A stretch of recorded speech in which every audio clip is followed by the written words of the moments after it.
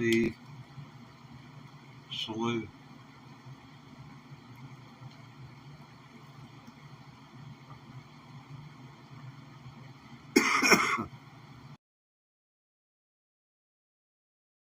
Man, hey man, I'm not a sports person, but I did check your channel out a few times. I seen one baseball game there. My boys, the Dodgers, they've been my boys since 1965. I believe they were playing in the World Series in '65. I was just a 9-year-old kid, didn't really know that much, but the Dodgers, I believe they had Sandy Koufax, I can't remember, but irregardless, they moved from Brooklyn to Los Angeles. I didn't know. I was just 9 years old. I remember I was pulling hard for them. I can't remember whether they won or not, but I think they did. But yeah, I was a baseball buff there as a kid. I'd sit through a baseball game, but unless I could participate, I just wasn't interested in sports. Fielding's track and field, different thing, you know. Give me a pair of running shoes, just point a direction. Oh man, I mean, the last day before I got crippled up in an automobile accident, I got to run. I was near 50 years old, and I got to run down one of my favorite places. There's a real slight, just the best slope that you could ever hope for if you're a runner, because you honestly feel like you're getting 17 feet or more out of every time you spread your legs and are touching the ground. It is just phenomenal. Hey, how are you doing? Welcome in. We're going to tackle dueling banjos here, and then I may see a looper pedal. I got a looper pedal down here. Yeah, all that stuff costs money, but I chose it to put the dueling banjos guitar onto it. So when I was going, then I would do this aloud. Da da da da da da da. And I'd play the guitar. Da da da da da da. All the way through. All the way through I did. And when it got to the very last note, you know, the guitar quits and the banjo keeps on going because the guitar player's gotten lost. And the banjo player just keeps on going. And then they end together. That's the way the song goes. And I miscounted in my mind by less than one beat, you know, and I'm going to redo this down here. Cool.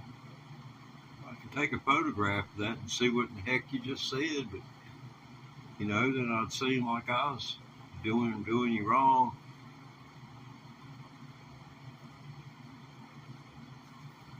But yeah, I'll show them what the banjo's like. We got some people from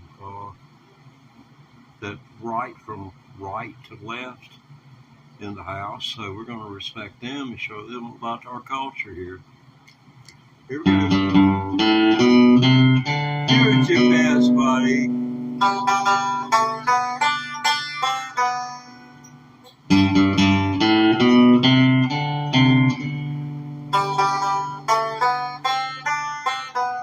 Why can't we all be friends?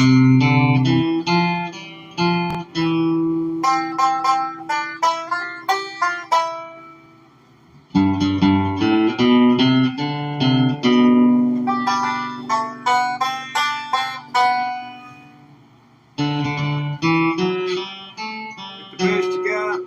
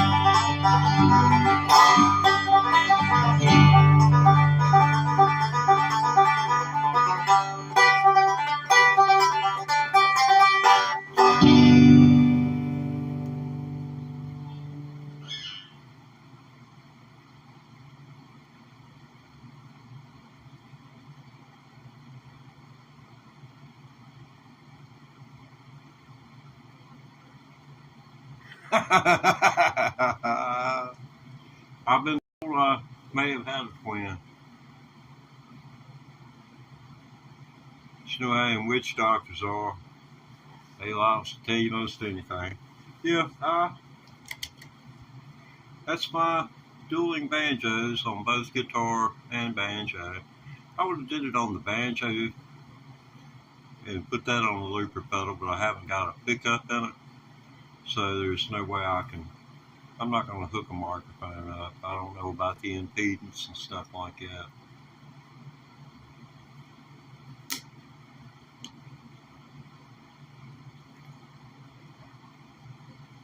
Go take it from one input and putting something else in, you, especially if there's, I don't know, I guess preamps.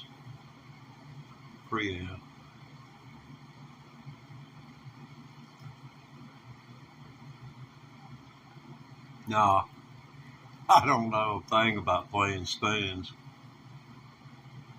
I ain't got nothing against those spoon players and washboard players.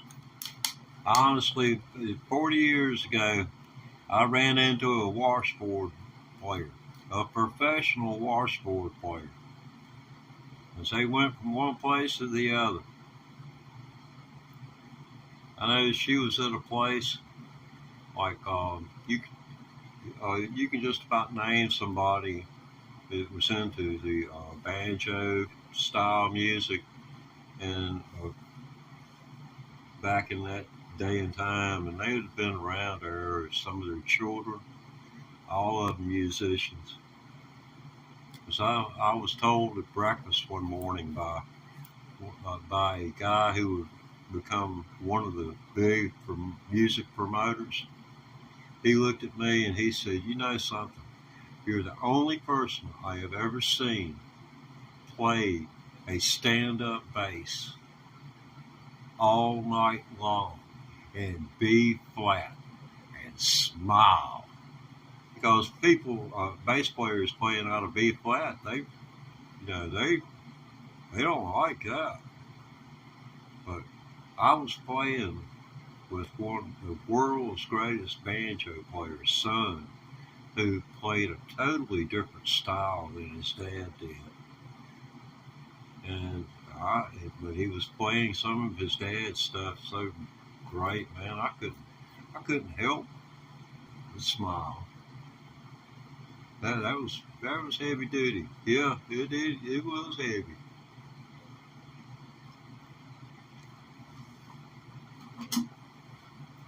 I remember that there was one guy, he played banjo equally as well, but he is insane. He didn't know what he was doing. He was acting stupid. And what he did, you don't blow horns around Vietnam veterans, just scaring them, because well, just Google